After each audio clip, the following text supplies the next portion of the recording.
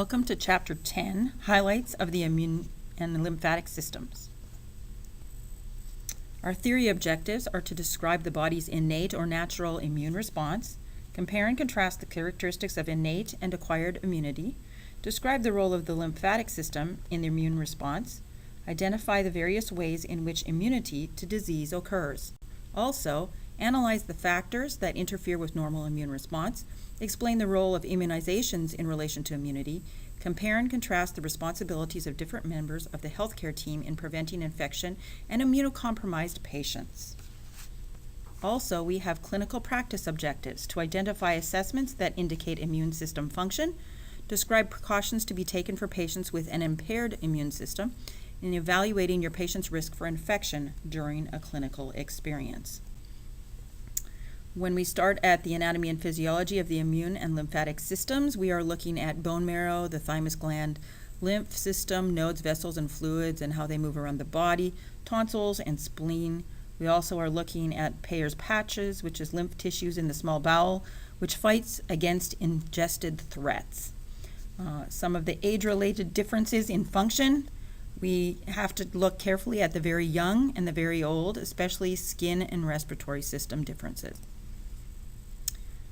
The organs of the immune system can be seen in more detail on page 198, figure 10-2, and how it does its work. Some of the protective mechanisms of the immune and lymphatic systems include inflammatory response. Especially important is the complement system of proteins, and make sure that you know how this functions. We also look at the immune response, including the types of immunity, and we want to note that B cells can become plasma, which produces antibodies, or it can become memory cells.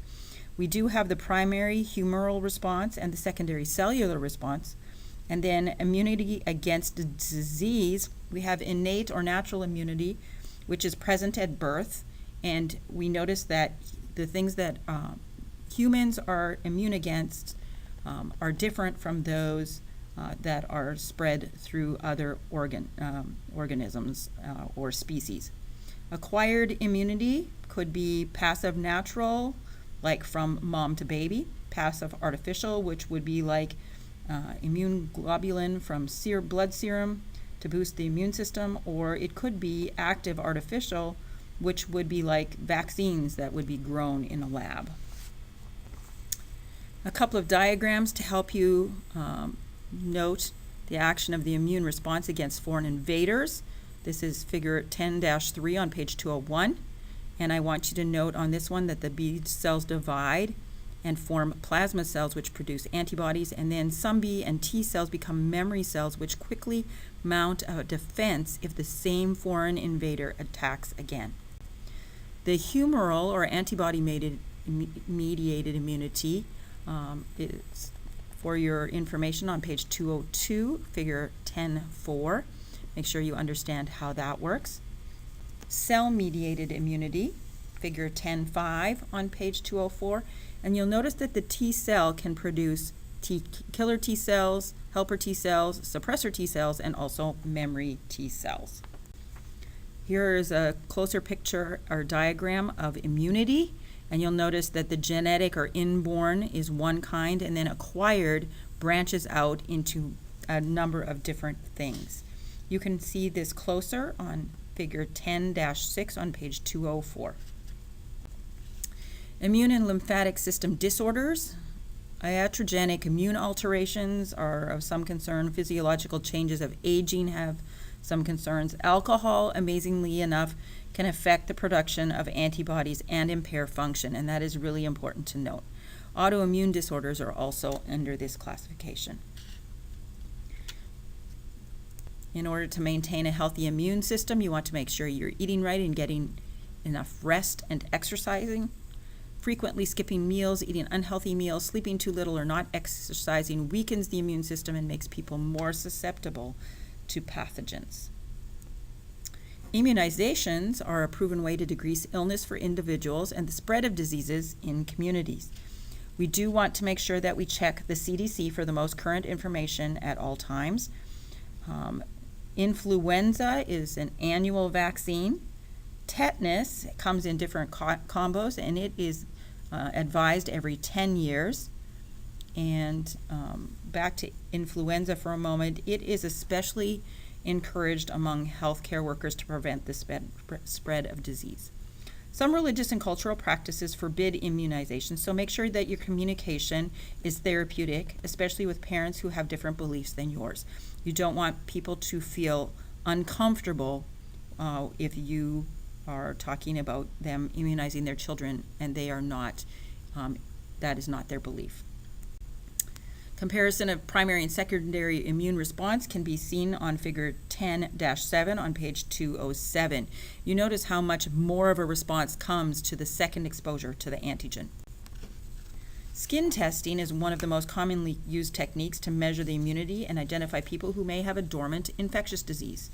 A Schick test is used to determine susceptibility to diphtheria, and a tuberculin skin test, or TST, formerly known as a MAN2 test, would be identifying those who need treatment for tuberculosis or TB.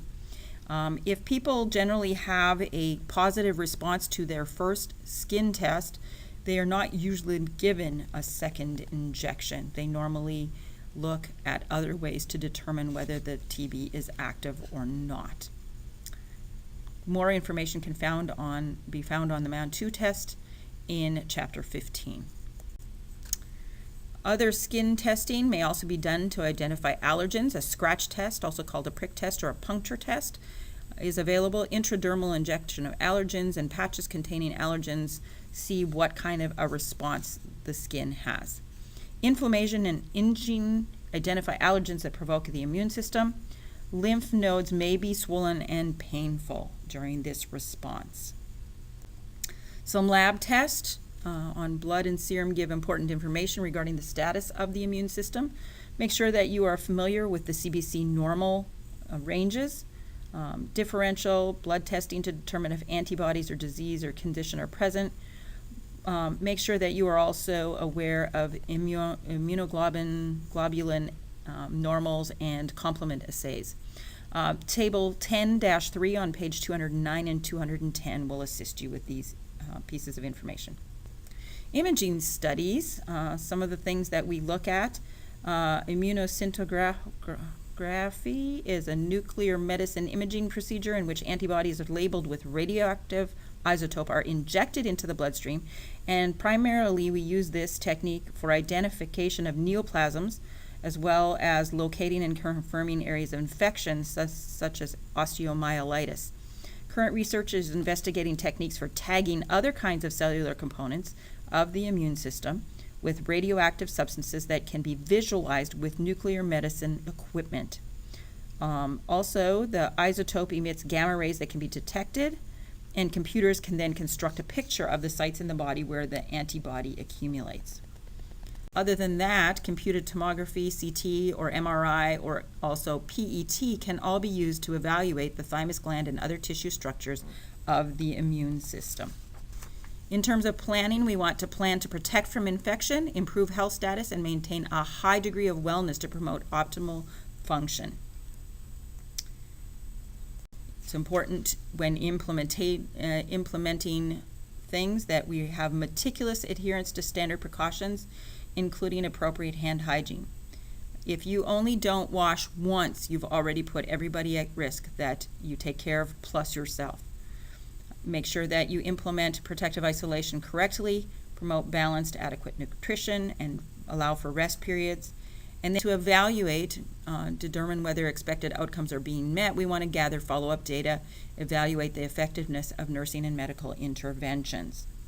Common problems related to the immune and lymphatic systems, we may see fever, malnutrition, and immunosuppression. That's all for this chapter. Thanks.